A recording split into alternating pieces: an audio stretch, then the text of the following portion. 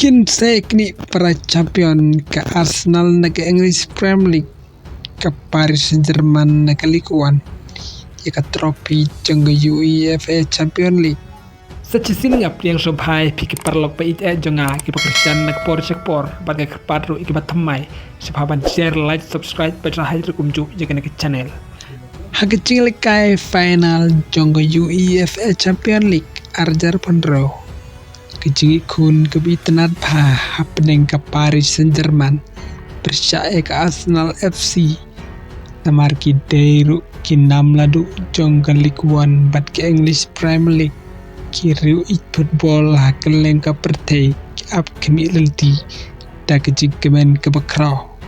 namar kene kejing lekai kan long hapus kas arena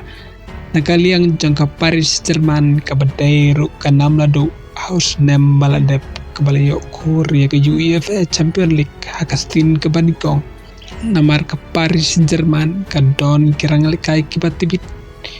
kumu Osman Dembele walaupun ke jing lekai ke baklain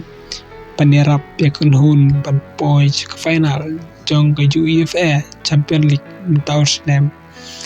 kad bana kan liang jong ke Arsenal ru ke don kirang lekai kibat tibit kum Boy kayo saka pelong way negara kay pagkok san tam jang klub Arsenal akan kesamoy kebamta kumta kinagi arngut ki manajeru kilong kibatibit kum ulius inrkiu nak Paris Saint-Germain pat Mikel Arteta nak Arsenal kibalapan krek ba ya kenhun Banikun nak banta banyora ekanam ladu jong ke UEFA Champions League taus nem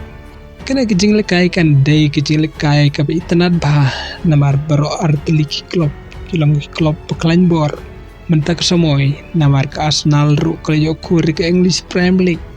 pat ke Paris Saint-Germain ru kalau kur ke Ligue 1 rem takin saya kini saya ke trofi jong ke UEFA Champions League